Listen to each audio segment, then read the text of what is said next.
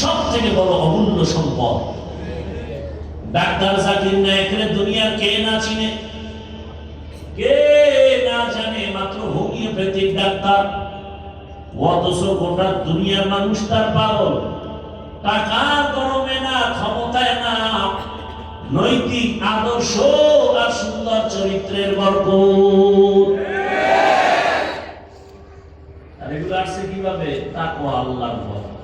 हर के दारत खौफे हक दौर दी मदद जन्नतुल मअवा देहद रामता। আহা, বড় কঠিন কথা।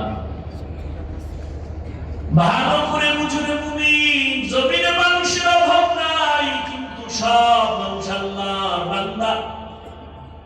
তবে সব মুমিন না, দুনিয়ার সব মুমিন, তবে সবাই তাকওয়াওয়ালা না। এরে আল্লাহর বান্দা, আল্লাহর মহব্বত অন্তরে জমা করো আর উলামায়ে কেরামের সম্পর্ক লাগাও। আল্লাহর ভয় নিয়ে সামনে আগাও। ওমরে ফারুক অর্ধ দুনিয়ার বাদশা। ওমরে ফারুক যে রাস্তায় চলে, শয়তান ওখানে চলে না। দিনের বেলা মানুষের বিচার করে, রাতের বেলা ঘুমান না। ঘুরে ঘুরে এলাকার খবর নেন, আমার জনগণের কি হাল। এরে নবীর আশিক, আশরাফুল মখলুক হইয়া নিজের চরিত্র ঠিক রাখো, টাকায় বিক্রি হইও না।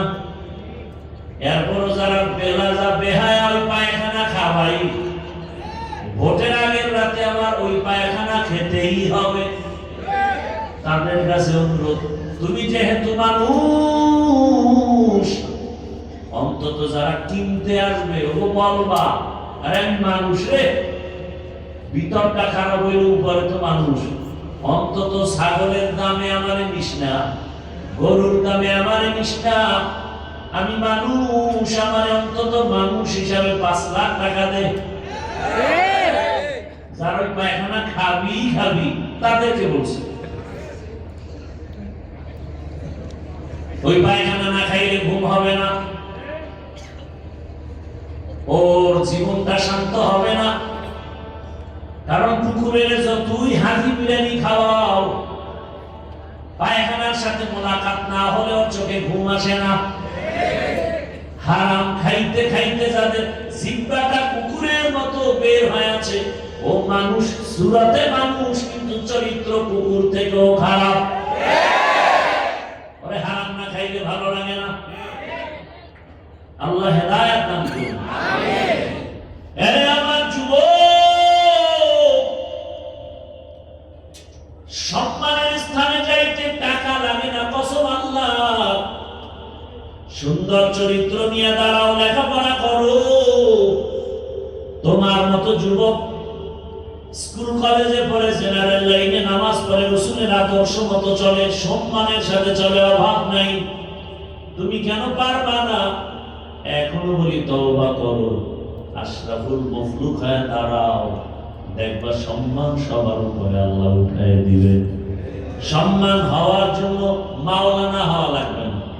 আর আমি তোমাদেরকে, যুবকদেরকে মাওলানা বানাবার পরামর্শ দিতে আসি নাই, আলেম হওয়ার পরামর্শ দিতে আসি নাই। কারণ আমার দেশে মাওলানা, মুফতি, মুহাদ্দিসের অভাব নাই। আমার দেশে আদর্শ ডাক্তারের অভাব, আদর্শবান ইঞ্জিনিয়ারের অভাব, আদর্শবান প্রফেসরের অভাব, এসপি, ওসি, ডিসির বড় অভাব। আজ আমার দেশের থানা জেলার সব ওসি, ডিসি, এসপি যদি 5 ওয়াক্ত নামাজি আদর্শবান হইতো, কোন সুদখোরের পেছনে গিয়া ওয়াজ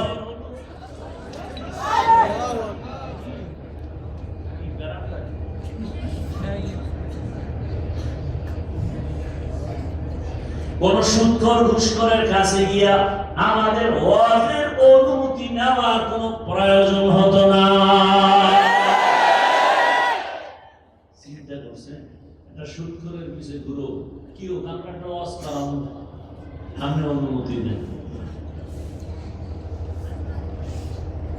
এই জন্য জুলাই স্বাধীন করছো না, বড় কঠিন হালাত। বলার মানুষ নেই, শোনারও মানুষ নেই, বিরোধিতা করার মানুষের অভাব নেই। এরে নবীর আশিক, জীবনটাকে ধন্য করো তুমি তোমার চরিত্র দিয়া, না হয় তোমার অকাল মরণ হয়ে যাবে। মনটাকে বুঝাইও। ওমরে ফারুকের মতো বান্দা দিনের বেলা বিচার করে, রাতের বেলা ঘুরে। জনগণের কি হালাত, এটা টাকার লোভে সম্ভব না, আল্লাহর ভয়ের কারণে সম্ভব। ঘুরতেছেন ঘুরতেছেন ঘুরতেছেন, গিয়ে দেখে একটা বাগানের মাঝখানে বাতি জ্বলতেছে। হঠাৎ কাছে গিয়া শুনতেছেন ভেতরে মহিলাদের কণ্ঠের আওয়াজ। ওমর নীরব, দূরত্ব বজায় রেখে দাঁড়ায় দাঁড়ায় শুনতেছেন। মা তার মেয়েটাকে বলে, ও আমার কন্যা, আগামীকাল বাজারে দুধ বিক্রি করতে দিও, পানি বেশি দিয়ে নিও। মেয়েটা দিয়ে কয়, মা ওমর যদি টের পায় পাল্লাটা ফেলে দিবে। ওমর কই? ঘরের পাশে তো গোপনে আছেন। মেয়ে যখন বলছে ওমর দেখলে পাল্লা ফেলে দিবে, মা বলে ওমর তো দেখবে না। মেয়ে ডাক দিয়ে কয়, ওমর যদিও না দেখে তবে ওমরের আল্লাহ তো দেখবে। আল্লাহ দেখবেন কি ওমরের? খালি তোমরা রাতের আকামগুলো মোবাইলে যা করো, এটা আল্লাহ দেখবেন না। কেমনে দেখবেন? পুরো ল্যাব কম্বল দিয়ে আটকায় রাখছো, দরজা জানালা বন্ধ। হ্যাঁ, আহা, নিজের হাতে নিজের ক্ষতি করলা, বড় আফসোস। ওমরে ফারুক কথা শুনে চলে গেলেন। আদালতে গিয়া পরের দিন লোক পাঠায় বললেন, ওই দুই মেয়ে মা দুজনকে ডেকে আনো। যখন লোক গিয়া বলছে খলিফাতুল মুসলিমিন ডাকছে, ও কান্না শুরু। ওমর ডাকা মানি তরবারি রেডি। কোন ভুল জানি হয়ে গেল, কিন্তু উপায় নাই, যেতেই হবে। খলিফাতুল মুসলিমিন ডাকছেন। আদালতের দ্বার প্রান্তে গিয়া চোখের পানি আর ভয়। ওমর বলে, ভয় না, এটা জুলুমের দেশ না, ইনসাফের আদালত। এখানে কোনো জুলুম হয় না, এখানে ইনসাফ হয়। ওমর বলে, আপনার ভয় নাই, যথেষ্ট পরিমাণ আপ্যায়ন করেছে। আর ওমর বলে, আম্মা জান, ধন্য আপনার কপাল, এমন একটা ফুটন্ত গোলাপ চাঁদের আলো আপনার ঘরে, এমন একটা কন্যা সন্তান আপনি পেয়েছেন, এত দামি, কল্পনাই করা যায় না যে তার অন্তরে এত পরিমাণ তাকওয়া, এত পরিমাণ আল্লাহর ভয়।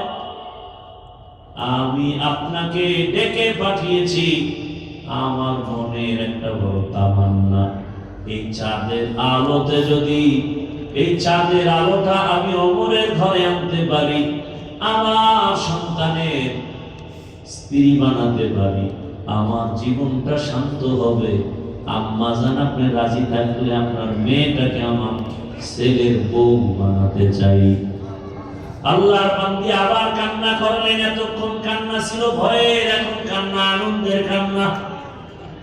খলিফাতুল মুসলিমিন আমার কন্যাকে তার সন্তানের বউ বানাতে চায়, ধন্য আমার কপাল। ওমর বলে, রাজি কি? বলে, এখানে আবার অসন্তুষ্টর কোন রাস্তা নাই, বরং আমি সেজদায় পড়ে দোয়া করব, ও আমার কপালে তো ভালো, ওই কন্যা যে আল্লাহকে এত পরিমাণ ভয় করলো, ওই কন্যা ওমরের পুত্রবধূ হইয়া ঘরে আসার পর ওই মহিলার ধারায় আরাক চাঁদের আলো জমিনে আসছে ওমর ইবনে আব্দুল আজিজ। আরাক চাঁদের আলো। গাছ ভালো হলে ফল, মা বাবার আদর্শ ভালো হবে, সন্তানের আদর্শ ভালো হবে। এর আম্মা জানেরা, বোনেরা, আপনার মতো কত মা কত বোন এই জমিনে এখন আছে, বেপরদায় চলে না, মার্কেটে ঘুরে না, নামাজ ছাড়ে না, মোবাইলে সময় নষ্ট করে না। ভিন্ন মা বোন যারা শুধু মার্কেটেই দৌড়ান, কয়দিন আরে বাহাদুরি করবে, গুনাহ নিয়া কেমনে কবরে যাবেন? আপনি তো ওই মায়ের মতোই মা, আপনার মতো মায়ের গর্ভ থেকেই তো হাজারো হাফেজে কোরআন জমিনে আসছে। আপনি মায়ের মতোই তো ভিন্ন মায়ের গর্ভ থেকে শাহজালাল, শাহবারাত, বড় পীর আব্দুল কাদের জিলানী আছেন, খাজা মঈনুদ্দিন আছেন। এর আম্মা জান, আমি বলি না আপনার সন্তানটাকে পাগড়িওয়ালা বানাবেন, ডাক্তার, ইঞ্জিনিয়ার, জেনারেল লাইনে পড়া আদর্শ ডাক্তার বানাবেন। রোগীও দেখবে নামাজের আজান হয়ে গেছে, নামাজে দাঁড়াবে, আবার তেলাওয়াত করে করে মা বাবার জন্য দোয়া করবে। এমন ডাক্তার নাই? মা বোনদের বলবো এখনো তওবার সুযোগ আছে, তওবা করেন। যুবকদের বলবো তওবা করে নাও। জীবনে তো শখ আছে, শখ ছিল, শখ তো মোটামুটি পূরণ কম করো নাই। মনে শখ আছে, পার্কে গেলে মজা, গেছো না, এবার তওবা কর। মনে শখ লাগছে রাতের বেলা মোবাইল চালাইলে কি জানি মজা, মজা নিছো, পায়ে হাত রেখে বলি তওবা কর। মনে আশা জাগছে মেয়েদের নিয়ে নাচ গান করলে আলাদা মজা, নিছো তো, এবার তওবা করো। যদি বলো হাফিজ ভাই আমার আশা এখনো পূরণ হয় নাই, তাহলে আমাকে বলো আর কত রাত মোবাইল চালাইলে তোমার আশা পূরণ হবে, আর কতদিন পার্কে পার্কে ঘুরলে তোমার আশা পূরণ হবে, কতবার দাড়ি কাটলে নামাজ ছাড়লে আশা পূরণ হবে, আর কতবার বেপরদা আড্ডা দিলে তোমার আশা পূরণ হবে, আর কতদিন নামাজ ছেড়ে দিলে আশা পূরণ হবে। আর এটাও বলো তোমার হায়াতের বাকি আছে আর কতদিন, মরণ থেকে